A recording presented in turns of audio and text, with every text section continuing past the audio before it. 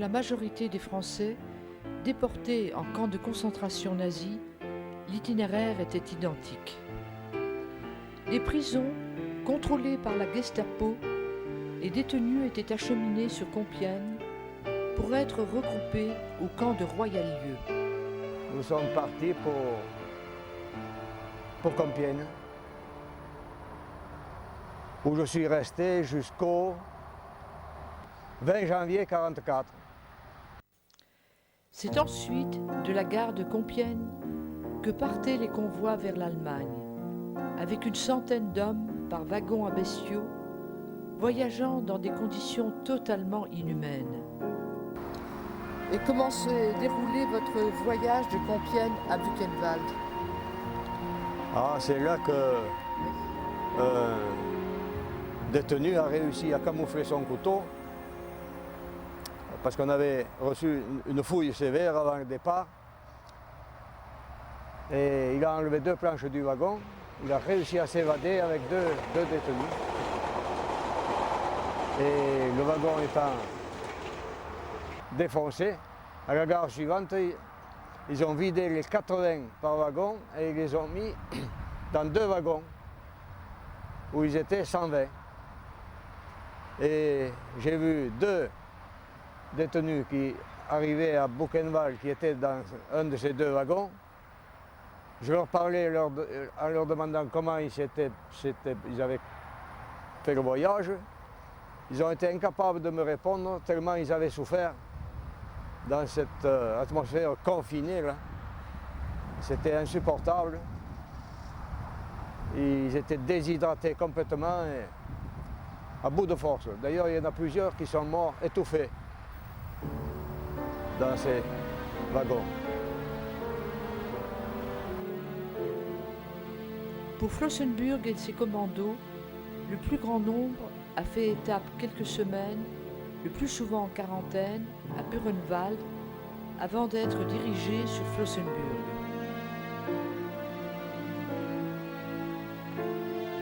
On est resté 40 jours à Buchenwald, dans le petit camp. La direction de ce camp avait ensuite la charge de répartir les effectifs nécessaires à la centaine de commandos dépendant de son administration. C'est donc de Flossenbürg que sont partis les 250 à 300 Français à destination du commandant de Radichko. On est resté 10 jours à Flossenbürg. Mais arrêtons-nous quelques instants sur ce petit village tchèque dont la population a été chassée par les nazis en 1943. Voici les souvenirs du natif de Radič, Jan Marek. En février 1943, les Allemands ont affiché des avis selon lesquels les habitants de notre commune ainsi que ceux des communes voisinantes ont été contraints de quitter leur maison, car les Allemands voulaient y aménager un champ de manœuvre pour les membres du SS. On était tous très malheureux. Moi aussi, je n'avais à l'époque que 23 ans. Mes parents ont eu de la peine à le supporter. Écoutons quelques témoignages sur l'histoire du camp et le sort des habitants durant l'occupation. Au début, on ne savait pas que notre commune devait céder la place à un champ de manœuvre. On a dû tout simplement déménager. Plus tard, la commission de transfert est venue avec la proposition suivante. Les artisans pouvaient rester travailler pour les Allemands. Comme mon père était forgeron et je l'aidais, nous avons profité de cette occasion pour rester. Nous avons travaillé dans la ferme prise par les Allemands, toutes sortes de travail, et moi j'ai commencé à conduire le tracteur. À cet endroit, ils ont aménagé un camp de travail pour les réfugiés d'Allemagne. Mais plus tard, ils l'ont transformé en un camp de concentration. Nous avons été témoins de tout ce qui se passait dans ce camp. C'est pourquoi nous avons dû quitter le village pour s'installer 3 villages plus loin, à Teletin. Ainsi, la première étape de transfert a commencé. Le camp de concentration dont Ladislav Voleshak vient de parler se trouvait au milieu de l'actuel centre de loisirs de Hradištko, près de Štichovice. Lorsque nous avions traversé ce territoire et rencontré les prisonniers qui travaillaient sur la route ou sur un chantier, non seulement nous ne pouvions pas leur parler, mais il était interdit même de les regarder. D'après les statistiques de l'époque, 28 831 habitants ont été touchés par l'arbitraire nazi. Donc 17 647 ont dû quitter leur maison et le reste était contraint de rester dans la région occupée pour servir du main-d'œuvre bon marché. Mais revenons au camp de Radiško. Il se composait d'un poste d'entrée avec un mirador à proximité, puis 2 baraques construites de part et d'autre de la place d'appel où étaient logés les détenus.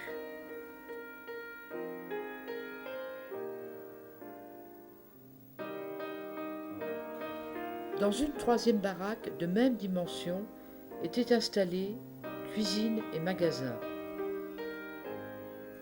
L'infirmerie se trouvait au fond à gauche de l'entrée, du même côté que le silo à pommes de terre. Mais écoutons les témoignages d'anciens détenus de ce commando. Je suis arrivé au camp de Radiško le jour de Noël 1943. 18 Lorrains, c'est-à-dire en fait donc les premiers Français du camp, parce que jusque-là il n'y avait que des Allemands. Ceux qui ont construit le camp de Radiško, qui a dû être construit vers le mois d'août ou septembre 1943. On est arrivé à la gare de Dafle, voilà, dans des wagons normaux qui chauffent. Oui. Je suis arrivé dans des wagons en bestiaux. Nous sommes arrivés à Dalve avec des trains de voyageurs cette fois, je me souviens. Nous sommes montés à pied et nous avons trouvé le camp avec deux blocs dont l'un n'était pas fini d'aménager. On était parti à pied de Dafle à Radiško. À pied. À pied. Dimanche 5 mars. Je vous vois arriver, c'est pour ça que je connais la date. Il a fallu aller chercher de la paille, bourrer nos paillasses en arrivant. Avant de casser la côte, on a touché on a fait 2 jours de voyage et on n'a rien touché. On n'a rien mangé pendant 48 heures. Et puis quand on a eu préparé les paillasses, charrié les couvertures, tout, alors ils ont distribué la nourriture, puis on est allé se coucher. Voilà notre premier jour à Radiško. Qui commandait le camp? Le camp était commandé par le commandant Kous. Et il y avait beaucoup de Français à Radiško? Il y avait une majorité de Français, oui. Nous étions, on n'a pas pu les compter, certains disent 250, d'autres 300. 250 à 300, quoi, Français. Et dans votre baraque, vous étiez mélangés avec... Mélangés, mais surtout des Français. Surtout des Français. Quand même, oui, c'était la baraque des Français. Et au bloc 1, il y avait 2 chambres de Français et les chambres d'Allemands. Oui, mais la Et chambre le régime 5 du bloc 1 et la était chambre 4. abominable Double fil. par rapport au régime du bloc 2, où nous étions une majorité de Français. Et le soir, c'était 8 heures, la rentrée. La rentrée au camp? Oui. Ah non, c'était quand même un peu plus tôt, entre 5h et 5h30, Ouais, suivant l'été ou l'hiver. Non mais, ah oui, c'est suivant la saison. C'est suivant la saison. Oui, bien On sûr. ne travaillait pas de nuit. On suivait le soleil. Il ne faut pas oublier que nous étions des manœuvres des entreprises d'ouvriers civils. Et on suivait l'horaire des civils. C'est-à-dire, le matin de bonne heure et le soir, on terminait une journée de travail normalement vers 7 heures au plus tard. Après, il y avait, en arrivant au camp, il y avait l'appel. À midi, on avait la soupe, comme d'habitude. Et ma foi, le soir, on rentrait au camp pour chercher notre ration de pain. Hein, puis après le margarine. Il y avait l'appel, et puis après, c'était de manger. Quoi. J'ai posé la question si jamais on avait eu de la viande. Oui. Il est arrivé exceptionnellement qu'au fond d'un bidon, on voyait 3 petits morceaux de viande. Vous ne vous rappelez pas? Si, si. Et tout le monde essayait d'arriver à la fin, d'être dernier pour être servi parce que c'était plus épais, Ah oui. le bidon. Le dessus était très liquide. Il m'est arrivé dans ma gamelle de soupe d'avoir 3 grains d'orge au fond, dans mon litre d'eau, uniquement de l'eau, et 3 grains d'orge au fond de la gamelle. Et le matin, je te disais, c'était uniquement de l'eau chaude. Parce qu'on avait le pain, comme tu disais, un huitième de boule de pain qui nous servait pour 24 heures. On ne nous en servait pas le matin. Je vais vous dire une chose. Ça a Je déjà ne me souviens pas diminué. très bien, mais à Radisco, on avait au départ un meilleur bout de pain qu'à la fin. J'ai fini la boule à 5. Oui, la boule à 5 ou à 4. Et on a fini à 8. Oui, La boule à je suis 8. d'accord. Et ils nous donnaient au départ même un peu une rondelle de Foust ou un truc comme ça le soir. Avec au bout de quelque chose, je ne me souviens pas. De la très bien. margarine. Mais il n'y avait pas que du pain sec. On avait quelque chose avec. Oui, oui, la margarine. Ouais. Un petit peu de margarine. Oui, ou alors ce qu'ils appelaient La le marmelade. plat, Avec le plat. une fausse confiture. Une Un espèce truc. de saucisson comme ça. Oh, voilà. Ouais, il faut Ça n'a pas duré, ça. faut Ça n'a pas duré longtemps. comme ça. C'était un camion citerne qui nous amenait l'eau toutes les semaines, tous les 15 jours environ, à mesure des besoins. On n'a jamais manqué d'eau malgré ça. Même à la fin? Oui, même à la fin.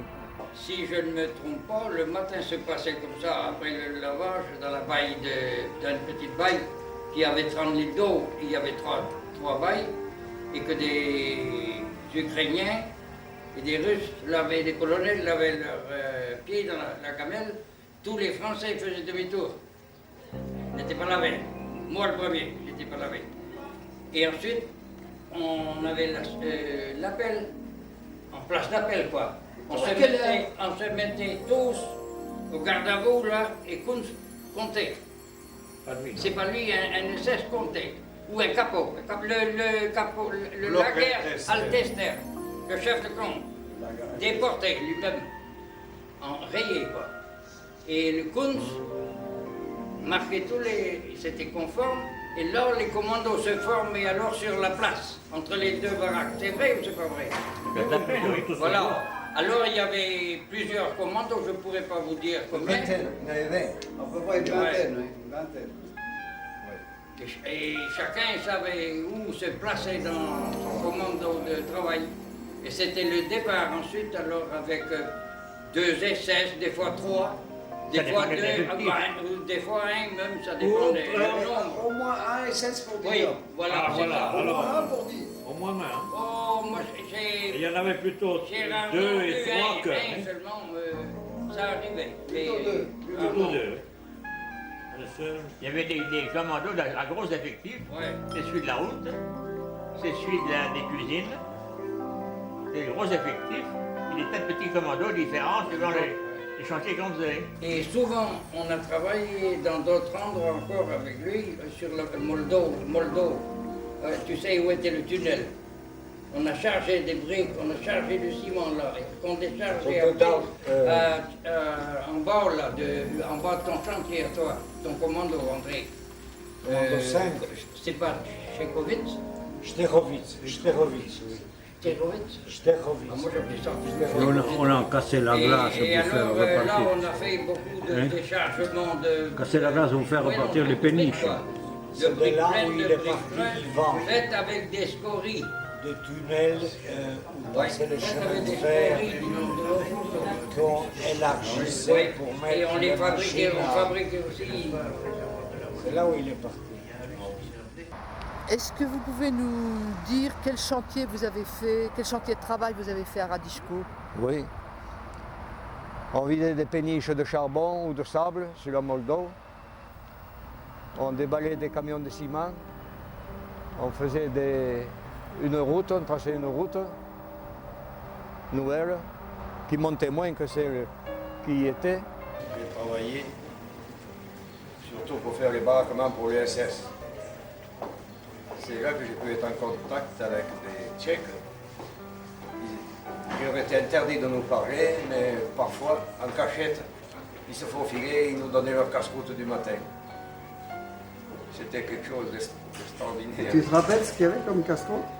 Oui, oui, c'était ce qu'on appelle les gruselles, c'est le nom, mais je ne sais pas comment ça s'appelle Des véritablement. crêpes. Ils t'ont jamais donné des crêpes? Ah non. Non, mais du pain et du Saint-Doux, sans doute. Une large tartine de pain avec de la graisse fondue. Voilà, c'est ça. J'ai fondu de la graisse, et ce qui restait, on appelait che sarei due. Sendou. C'était Sendou. C'est tout simplement du Saint-Loup. Sendou. Alors, on travaillait dans les baraquements. Moi, je restais dans les collines. On faisait du béton, principalement. Sendou. J'ai travaillé La aussi graisse de cochon. au château d'eau. Là, vous disiez, Kunz, il a oublié de dire que le château d'eau avait 10 mètres de haut. Il y avait des échafaudages qui montaient en colimaçon jusqu'à la cime. On montait les brouettes de terre à la cime du château d'eau et on les versait. Alors, toute la journée, on montait les brouettes de terre à la cime du château d'eau. Alors le soir, on dormait bien. C'est ce qu'on appelle des châteaux d'eau semi-enterrés.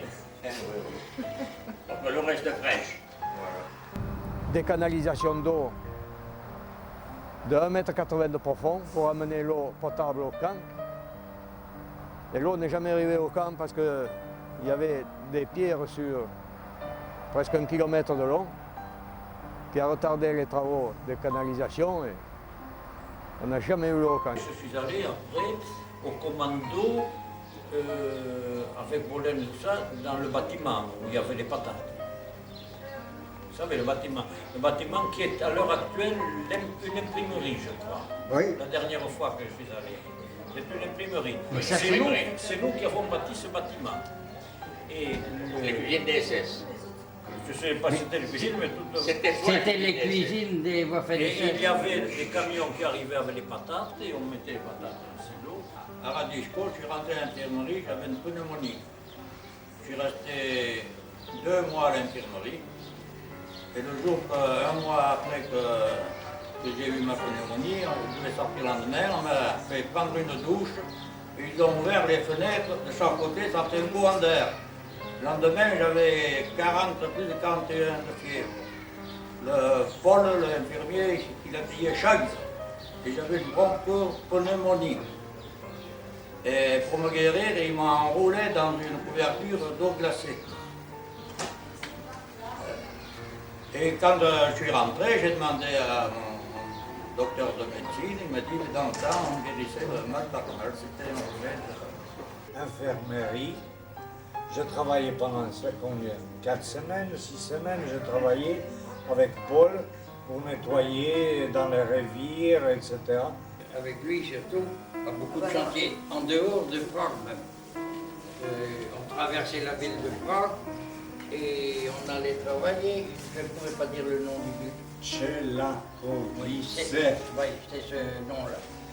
Et on a failli même être libéré par les partisans Par les tchécoslovaques. partisans tchèques, oui. Oui, et quelqu'un a téléphoné. Et moi, je pense que c'est un des déportés français qui a prévenu un soldat allemand qui alors a téléphoné au camp.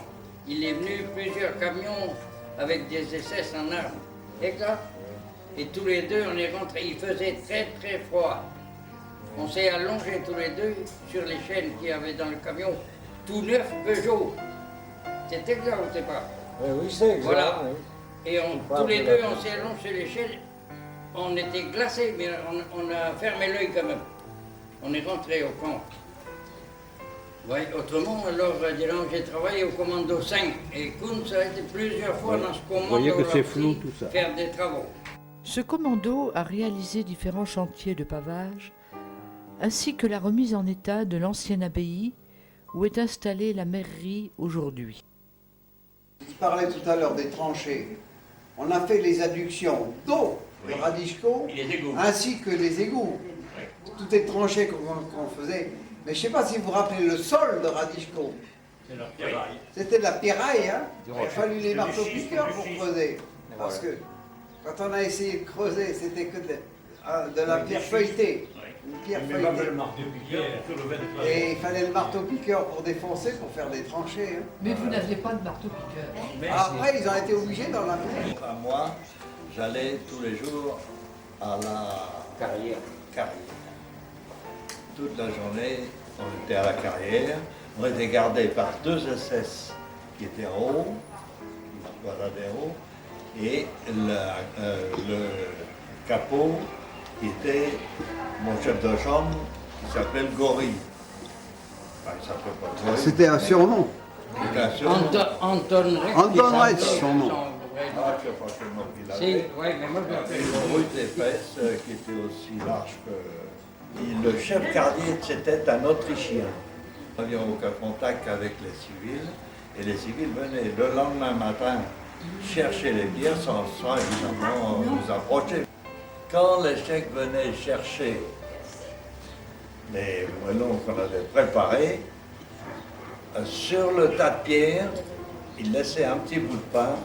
Et ce fameux Autrichien, il revenait, quand il s'était arrangé avec les Tchèques qui venaient chercher les cailloux, nous ramenait un petit bout de pain et nous le posait sur le caillou, parce qu'il ne fallait pas qu'on le voie encore. Et ma foi, on avait notre petit bout de pain, je ne dis pas tous les jours, mais il n'était pas bien gras, mais enfin, ça faisait du bien. Ça faisait du bien. Et voilà le contact, le seul, non, pas de contact, on ne peut pas appeler ça un contact, mais enfin, un geste des ouvriers tchèques qui venaient chercher les cailloux. Ce fameux Autrichien, Zep, je crois qu'on peu importe son nom, mais c'est lui qui nous, alors lui, il gardait le plus beau morceau, évidemment, bien sûr. Enfin, il nous foutait la paix.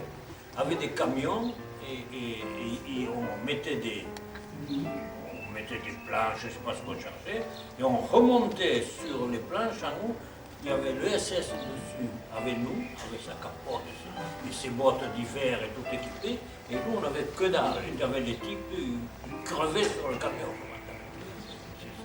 On avait un froid. Enfin, ça, c'était une mission exceptionnelle. Ah oui, C'était oui. pas habituel. Ça a duré une dizaine de jours. Je sais qu'il y avait des gars avec moi. Alors, je veux parler un petit peu des sévices qu'on a subis quand même dans les chambres ou dans les camps. Ça ne va pas être long. Je vais simplement faire un petit résumé. Dans notre chambre, nous avions le fameux Karl, qui était bigleux, là, comme on dit. Et cet homme-là, c'était une brute épaisse, d'abord, comme aussi bien qu'Anton, et il nous faisait lever la nuit pour chercher nos poux dans le couloir. Exact. Le couloir, on ne voyait pas clair, on y allait quand même. Mais il fallait lui faire voir, c'est pour vous dire la cruauté de ces gens, il fallait lui faire voir notre chemise, je crois, ou ce qu'on avait. Il avait toujours il était debout sur la table. Debout sur la table, il fallait lui donner sa chemise. Et alors il regardait, on ne savait jamais si tu regardais ou si tu regardais à côté. Et quand il avait bien regardé en ça, un grand coup de pied dans l'estomac et on retournait dans le couloir. Ça, c'est un fait. Mais t'étais européen, toi. Oui. Et le deuxième machin que je veux dire, c'est que quand j'ai eu mes 20 ans, je les ai passés là-bas, j'ai reçu une raclée mémorable, parce que j'avais collé des patates contre le machin, ça lui a pas plu encore à Karl, et j'ai reçu pour mes 20 ans une raclée que je n'oublierai jamais de ma vie. Voilà, ce n'est qu'un résumé de ces vies. Ces gens-là, comment ils étaient méchants, quoi. C'était sauvage. J'ai été comme toi au commando 11 où on construisait cette fameuse cuisine des SS. Et puis l'autre moitié du commando construisait un garage à Brunschau. Je ne sais pas si tu te rappelles, au bord de la Veltavarma. Mais j'ai quand même eu des relations plus rapprochées que vous avec les ouvriers tchèques. D'abord, j'avais l'avantage de parler l'allemand et certains parlaient l'allemand et vous, malheureusement, vous ne parliez pas. Et il se trouve que les Tchèques avec lesquels, enfin au commando 11, nous avions la chance d'être mélangés avec eux. Parce qu'eux, c'était presque tous des ouvriers qualifiés. C'était des maçons et nous étions les manœuvres. Donc on était forcément beaucoup plus près les uns que les autres et on arrivait à discuter avec eux. Parce qu'on n'avait pas un SS derrière chacun, hein, quand même. Donc par moment, il était possible de discuter avec eux. Et donc ça a été, on a eu des relations plus agréables. Je te parlais tout à l'heure de crêpes, parce que je sais que j'avais un jeune tchèque qui pouvait avoir 22, 23 ans. Il m'avait expliqué que chez lui, il avait pas assez de pain, alors que dans sa famille, il avait un peu de farine. Pour son petit déjeuner, il amenait des crêpes, alors il nous donnait quelques crêpes de temps en temps. C'était 4 déportés et 4 civils. Et à 9h et à 4h, ils allaient casser la croûte. Et en revenant, ils nous ramenaient une bonne tartine de pain, ce qui était appréciable. Et j'ai fait ça pendant presque 8 mois. Après, j'étais dans différents commandos. Le docteur russe a dit que j'avais une pleurésie. Et à la fin, il m'a tout de suite donné un travail. J'apportais les bidons d'eau, vous imaginez, pour un pleurétique, des bidons de lait pleins que j'allais chercher, l'eau que j'allais chercher, dans le jardin SS. Je sais qu'il y avait un mirador là derrière parce que Paul disait on envoie quelqu'un pour l'eau. Et le SS, il me contrôlait tout le temps et j'allais chercher l'eau. Et donc, vous imaginez que je ramenais plus de 50 kilos. Quelques lettres furent autorisées, mais seulement au printemps de 1944. Elles étaient rédigées en allemand par un interprète. Le déporté devait dicter quelques phrases banales à sa famille et sur lui-même. La signature du détenu, avec son numéro matricule en bas du texte, était le seul élément d'authenticité. Je suis rentré au Pluche quelques jours avant parce que j'étais dans un état squelettique. Alors je me présente à l'infirmerie. Après une bonne volée à coups de nerf de bœuf pour voir si vraiment j'étais à bout de force ou si j'étais capable de donner encore quelques coups de pioche avant de mourir. L'infirmier a dû juger que je n'étais pas plus en état de travailler, il m'a mis au Pluche. Et c'est à ce moment-là que s'est déroulé, ou quelques jours après, que s'est déroulé les 3 jours de fusillade. Voici le résumé de ces 3 jours de fusillade. Mais écoutons le récit qu'en a fait l'un d'entre eux, Marcel Bretin. C'était le dimanche 8 avril. Une mitraillette hoqueta dans la nuit et tout permet de penser qu'il s'est agi d'une évasion. Le drame commençait. Avec les premiers bruits qui circulèrent au réveil, en ce lundi 9 avril, la peur se répandit. Une rafale venait d'être tirée à travers la chambre 9 de notre bloc, sans faire de victimes.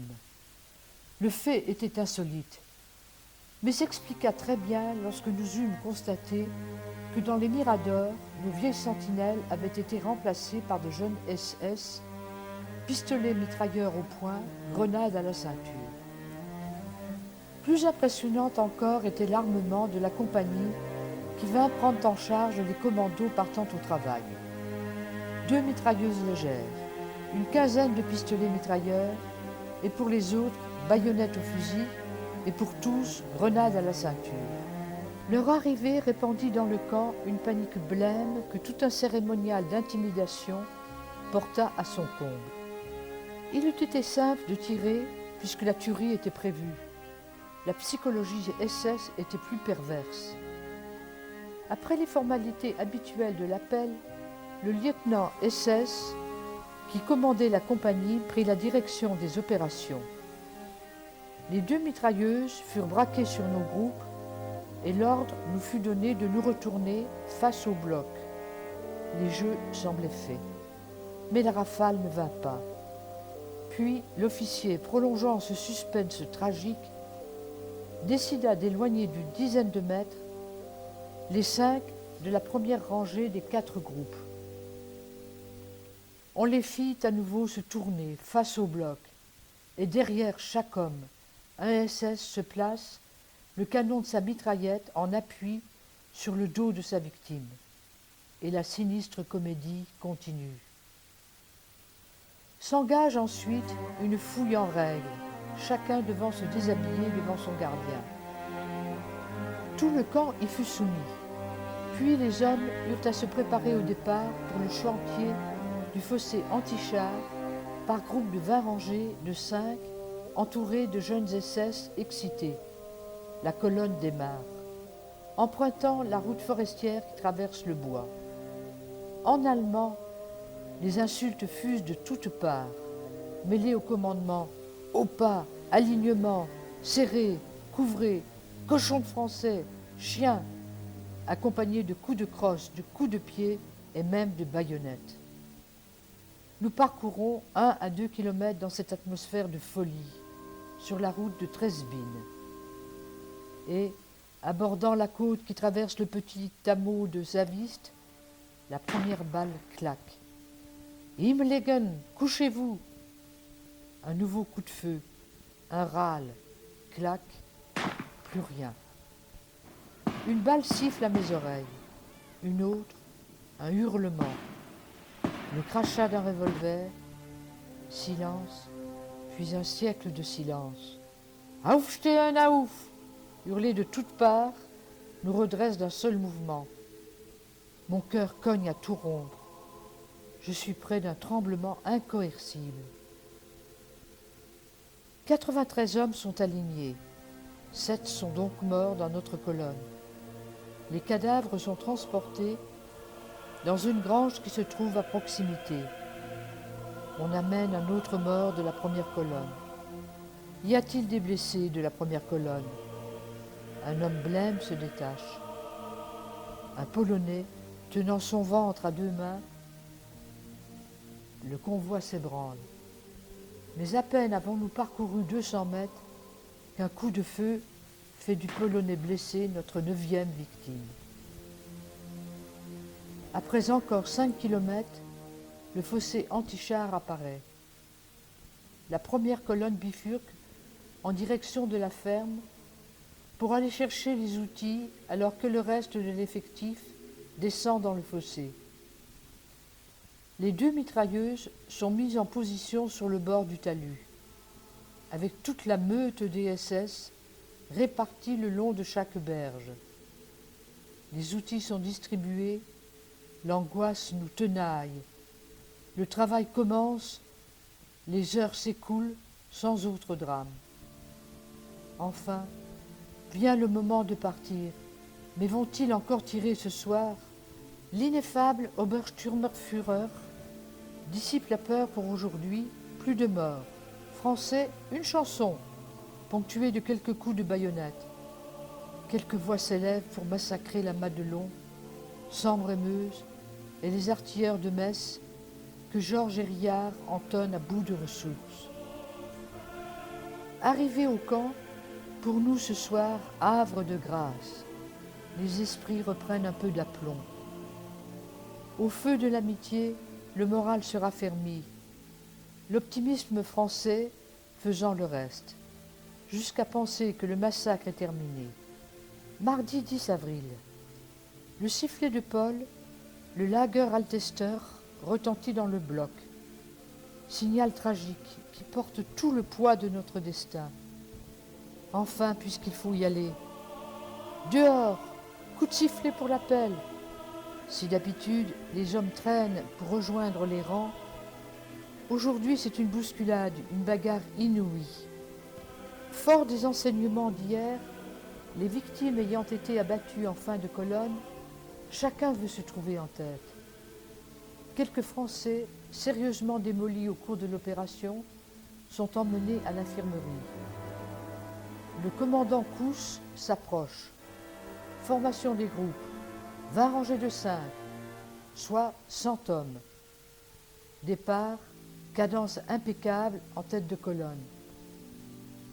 L'Obersturmführer, à cheval, nous précède, toujours élégant. On entre dans le sous-bois de l'allée forestière. Nous n'avons pas atteint la route de Zavist que le premier coup de feu éclate. Tout le monde se trouve le nez à terre. Aouf! Debout! Marche! Pas même le temps de trembler. Qui est mort? Puis à nouveau marche et claque. Plongeons, puis c'est toute une rafale de PM qui déchire le silence, suivi d'un long gémissement qui s'éteint sur un coup de revolver. Mais combien de morts! La sortie de la forêt apparaît comme le salut. Au-delà, la route blanche apparaît lumineuse avec les premiers rayons de soleil. Mais nouveau coup de fusil, nouveau plat-ventre. De la première colonne, on amène un cadavre blond, tout jeune, désarticulé comme un pantin, que les porteurs lâchent dans l'herbe en vitesse pour reprendre leur place. La colonne vient juste de reprendre sa cadence qu'un nouveau claque retentit et tout le monde se vautre dans la poussière. Un homme a été abattu dans ma colonne. Il râle à quelques mètres de moi. Une sentinelle approche, PM à la main. Vise, la rafale crépite. L'assassin appelle 2 hommes pour tirer le cadavre sur le bord de la route. En quelques pas, nous piétinons des débris sanglants. À ce moment-là, l'officier SS, responsable du massacre, nous dépasse, lance son cheval dans la prairie pour une petite galopade. Il faut bien se détendre après un tel travail. Maintenant qu'il n'est plus là, nous sommes rassurés. Il ne se passera plus rien. Tout l'air tendu, les yeux fixes, hallucinés, nous terminons le parcours dans un ordre parfait. Au fond de la tranchée, nous passerons une journée épuisante. Les capots sont déchaînés, le rythme de travail devient forcené et à midi, nous n'avons rien à manger. C'est précisément la faim qui, dans l'après-midi, poussera le jeune Ducol, travaillant sur le parapet, à s'écarter de quelques pas sans plus réfléchir pour cueillir un pissenlit. Il sera abattu à bout portant pour tentative d'évasion. Inutile de dire que le retour fut aussi sinistre que la veille et que les chansons qu'on nous oblige à chanter ont du mal à passer les gorges nouées de peur. 13 morts aujourd'hui. Même nuit inquiète, mêmes angoisses. Mercredi 11 avril. Aujourd'hui, personne ne se pose la question de savoir s'il y aura ou non fusillade. Nous savons qu'il y aura de nouveaux morts. Les SS l'ont annoncé. Quand retentit le sifflet de l'appel, nous nous regardons les uns les autres, pensant que peut-être c'est pour la dernière fois. L'appel se déroule suivant la procédure coutumière. La bagarre se déclenche pour les places en tête de colonne, plus sauvage et plus odieuse que la veille. Enfin, un calme relatif s'établit. 3 groupes de 100 sont formés. Il reste une trentaine d'hommes. Conformément au plan convenu avec les SS, les capots sortent de ce groupe, ceux qui leur conviennent, et les remplacent par d'autres, réglant au passage quelques comptes personnels. Nous savons que le dernier groupe est celui des condamnés. C'est alors que nous assistons à l'acte d'héroïsme le plus pur qu'il nous ait été donné de voir. De la 3e colonne, une maigre carcasse se dégage et va prendre place délibérément dans le groupe de queue. C'est l'abbé Gay, qui, mettant en pratique les principes de fraternité qu'il inculquait aux autres, vient de rejoindre quelques-uns de ses amis. Et c'est le départ selon le même cérémonial. Nous traversons la forêt et attaquons la route de Trepzin et dépassons le lieu de la 2e fusillade. Un peu surpris que rien ne se passe. Puis, soudain, le fatidique Hinlegen retentit, peut-être avant, peut-être après un coup de feu, qui s'en souvient. En tout cas, aucun d'entre nous n'oubliera les rafales de mitraillettes qui se mettent à crépiter et dont nous savons qu'elles règlent le sort de nos infortunés camarades. Nous pensons bien qu'ils sont tous morts. Et cependant, quand retentit le Aufstehen des capots, une dizaine d'hommes sont encore debout, blessés mais vivants. Sur le terrain, 21 morts sur les 39 hommes du groupe. On les tire sur l'accotement, au moment même où un civil tchèque croise nos colonnes. Sur la route menant de Teletin à Štichovice, nous avons vu sur la chaussée une mare de sang et des pots d'argile cassés. C'étaient les gamelles qu'utilisaient les prisonniers d'un camp pas trop éloigné. On les a fusillés sur cet endroit. Nous repartons en direction du fossé, affolés par l'ampleur du massacre. À l'arrière, les blessés suivent tant bien que mal, rassemblant leurs dernières forces pour ne pas tomber et échapper ainsi à la balle dans la nuque qui mettrait fin à leur supplice. En arrivant à la tranchée, nous nous précipitons au fond, comme si nous devions trouver là un abri. C'est alors que nous voyons arriver la troupe lamentable des rescapés de la fusillade. Les SS demandent aux blessés de se réunir un peu à l'écart de la tranchée, auprès d'un tank d'exercice en bois. Nous encourageons nos camarades les plus valides à désobéir à cet ordre et à venir nous rejoindre au fond. 2 ou 3 d'entre eux se rangent à cette solution. De temps en temps, nous jetons un coup d'œil sur le groupe des blessés. Ils n'ont pas l'air inquiets. Ne leur a-t-on pas promis une ambulance pour les ramener au camp? Nous ne croyons pas beaucoup à cette histoire. Au bout d'1 heure, un sous-officier SS gesticule au milieu d'un groupe où figurent quelques capots. L'un de ceux-ci, Hermann, suit la tranchée et fait remonter du fond l'un des frères Lombardo pour qu'il puisse aller rejoindre celui qui est blessé. Puis, sur ordre du sous-officier SS, la pauvre troupe se met en marche, clopin-clopant, les plus valides aidant les plus affaiblis, et cela jusqu'au petit bois qui limite le champ de manœuvre. Quelques minutes plus tard, des rafales de PM nous indiquent que pour nos frères blessés, tout est fini. Aujourd'hui, tous les morts sont français. Et puis, la matinée se traîne. Nous continuons à travailler comme des forcenés. Une balle dans le dos pouvant sanctionner la moindre distraction. Vers 11 heures, événement insolite. Nous voyons arriver le commandeur des SS de Radichkow. Il est à cheval. Et nous le voyons donner des ordres au chef de la compagnie. Peu de temps après, on nous rassemble dans la tranchée près de la route.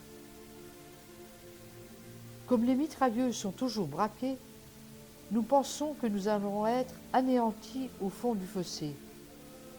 Rien de tel ne se passe. Sous l'œil du commandeur, on nous fait remonter sur la route et reformons nos colonnes de sang, aussi insolite que puisse être pour nous l'abandon du travail en pleine journée. Nous reprenons la route vers le camp, soutenant tant bien que mal les blessés et tenant avec peine le pas cadencé. En arrivant au camp, nous apercevons devant l'infirmerie le tas sanglant des victimes qu'une voiture à cheval a ramené. Nous rentrons dans nos blocs, effondrés, essayant de dénombrer les victimes de cette atroce journée. Les jours suivants, nous ne retournerons pas à la tranchée. Peu de commandos sortent. Nos vieux posten reprennent leur service. Le grand drame de l'Arbeitslager de Radichkow est terminé. Nous commençons à espérer retrouver bientôt la liberté. C'est à la suite des évasions du vendredi 6, lorsque les Allemands sont partis, qu'il y a eu un flottement dans le camp, mais je suppose d'ailleurs que c'est l'origine des fusillades. L'officier supérieur était parti en mission et le jeune qui l'a remplacé a trouvé qu'il n'y avait pas assez de morts au commando. Il a voulu nous faire la leçon. Et pendant 3 jours, il a anéanti la moitié de l'effectif. Et c'est donc lundi 9 avril, que les premières fusillades se sont produites. Et dans la nuit, ils ont tiré dans les baraques. Ils ont tiré dans la baraque. Deux au-dessus des water. Ça a commencé par une fouille au niveau sur la place d'Appel, et ils nous fouillaient au passage. Vous avez remarqué qu'il y avait une mitrailleuse d'appel. Et le gars, ils nous ont donné l'ordre de faire demi-tour. Se tourner vers les baraques. Vers les baraques. Il y a eu un affolement. Tout le monde a foutu le camp. Même il y a une groupe qui est partie dans les chiottes. Oui, exactement. exactement. Ils nous ont fait revenir, ils nous ont foutu à poil, tous nus, et on nous a fouillés, et on a fouillé les baraques. Oui. Et d'accord. D'accord. Et c'était le matin. Ils ont trouvé, soi-disant, une grenade à manche, ils ont trouvé un pistolet.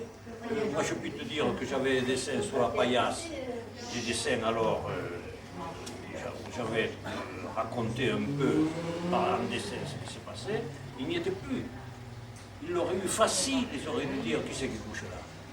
Bon, allez, en l'air. Je devrais peut-être préciser qu'on était par groupe de 100.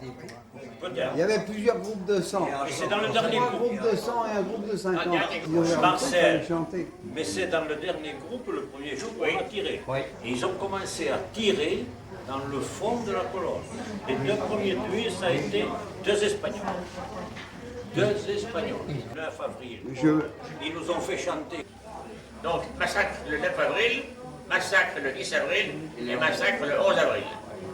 Le dernier jour, sur un groupe de 50, il en arrivait 12 au chantier. Non. J'ai assisté à l'arrivée des corps le 3e jour où il y a le plus grand nombre de Français qui ont été fusillés.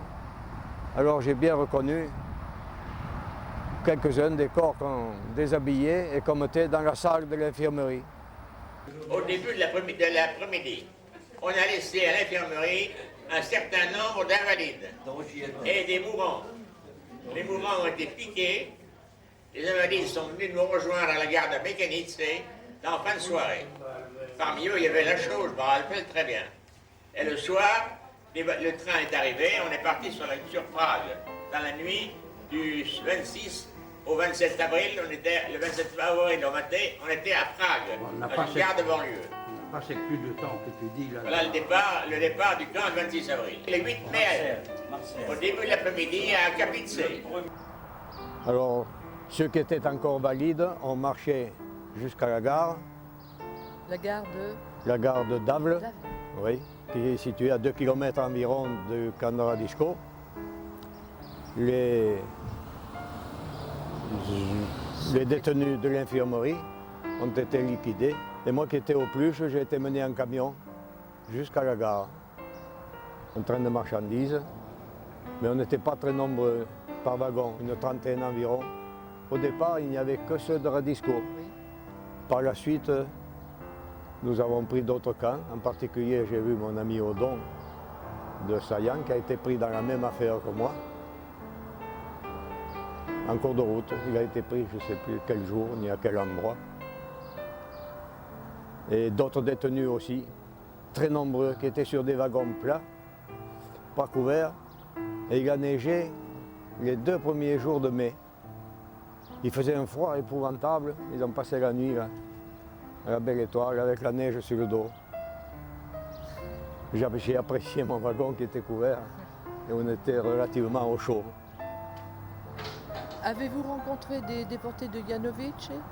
Alors, juste René Odon, je ne connaissais pas les autres. Oui. Je n'ai pas eu l'occasion de discuter avec les autres. Je ne sais pas, peut-être, certainement, il y en avait d'autres aussi. On vous donnait à manger Ah oui, nous avions une tranche de pain tous les jours régulièrement. On n'a jamais manqué notre tranche de pain, uniquement, pour toute la journée. À boire aussi, oui. À mesure que les Russes ou les Américains avançaient, ils nous retiraient. Et on faisait 5-10 km par jour en direction de la frontière autrichienne. Quelle a été la durée du trajet jusqu'à Kaplice? Eh bien, jusqu'au 8 mai. Jusqu'au 8 mai. Ça a duré donc une dizaine de jours. Alors parlez-nous un peu de ce convoi de train. Il y avait 2 locomotives. Alors, les partisans tchèques ont décroché une locomotive à une montée assez forte. Et la locomotive qui restait n'a pas pu monter, elle s'est arrêtée au milieu. On a été libérés par les partisans tchèques, oui, quelques heures avant l'armistice, avant la capitulation de l'Allemagne. Alors, quelles ont été vos premières réactions à votre libération? Est-ce que vous vous êtes rendu compte? On n'y croyait plus, on avait entendu 100 fois que c'était la libération et ce n'était pas vrai. Alors le jour, puis quand on n'a plus vu de SS, on a vu là on a compris quand même que c'était la bonne cette fois-là. Et ça a été la joie ou vous étiez tellement épuisé que... Ah si, c'était la joie quand même. Revoir la France, la guerre finie, Vous inespéré. étiez libre Eh oui, inespéré pour nous. et vivant. Et voilà. J'étais tellement faible que j'ai pas pu rentrer en camion. Je me suis fait hospitaliser dans une infirmerie de Budweis, où je suis resté une douzaine de jours. Après m'être un peu retapé, on m'a mis dehors. J'ai demandé à partir, je ne me souviens plus. J'ai tombé sur des prisonniers français qui se rendaient à Linz pour être rapatriés en avion. Ils avaient entendu dire que les Américains faisaient des allers-retours là, permanents. Et j'ai hésité d'aller avec eux parce que j'étais encore pas bien remis. Linz était situé à 80 km de Budweis. Alors je me suis dit, mais comment tu vas faire ce trajet? Ils m'ont dit, viens avec nous, on se débrouillera, on t'aidera à marcher. Et puis on trouvera du stop sûrement. Et je me suis engagé avec eux. Alors j'ai fait le trajet un peu à cheval. Puis je ne sais pas si c'est la fatigue ou l'inattention, j'ai toujours été un peu étourdi. Voilà que je tombe du cheval au bout de quelques kilomètres. Après on a fait un peu d'autostop. Mais ça n'allait pas jusqu'à Linz.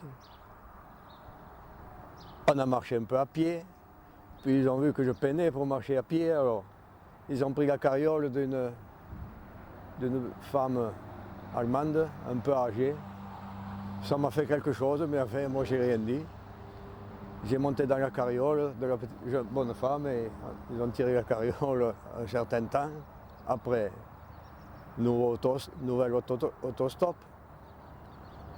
Et pour la nourriture, quand c'était l'heure du repas, on rentrait dans n'importe quelle maison allemande, où on a toujours été bien accueillis. C'était le revers de la médaille, là. Et on mangeait à notre faim, même un petit peu plus. Je me rappelle avoir attrapé la dysenterie après avoir mangé une soupe de pois cassés. C'était un peu trop indigeste pour mon estomac qui n'avait plus rien. Et petit à petit, on est arrivé à Linz. J'ai passé la nuit là-bas et j'ai été embarqué le lendemain très tôt par un aviateur américain. Je suis arrivé à Reims, c'est-à-dire à Laon. L'atterrissage a eu lieu. Ensuite, j'étais encore fatigué. J'ai été hospitalisé à Reims pendant une dizaine de jours. Alors après votre hospitalisation à Reims, où êtes-vous parti? Chez vous directement? Ah non, je suis arrivé à l'hôtel Lutetia à Paris, où je me sentais encore un peu fatigué. Et je suis resté encore 3 jours là, à l'hôtel Lutetia, prendre un peu des forces. Ensuite, j'ai pris le train jusque chez moi. Quand je suis arrivé à la maison, que ma mère m'a vu, elle m'a reconnu tout de suite, elle, mais dans un état qu'elle a levé les bras, elle a dit, mais il vient mourir ici, certainement. Dans l'état que j'étais, elle n'a pas pensé que je pourrais me remettre. Et puis je me suis remis très vite, puisque j'ai pris 40 kilos en 5 mois. Et puis j'ai repris le travail tout doucement. Et j'ai repris mon poids normal, assez rapidement aussi. Et la vie de famille, tout.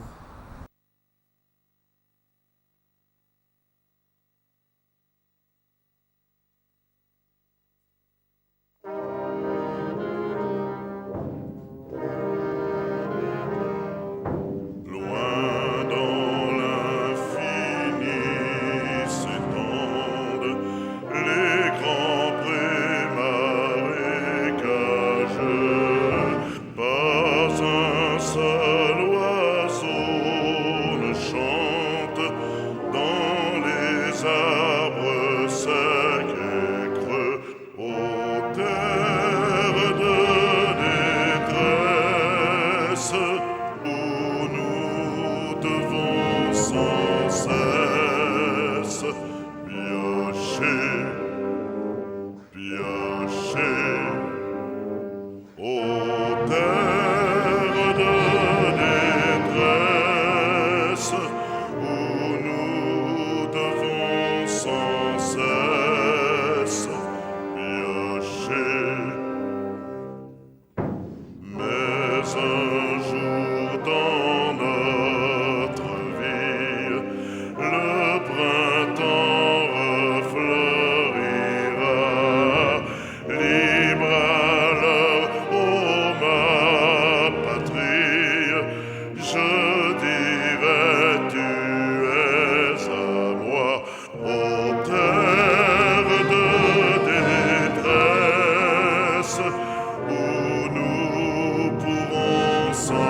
seul.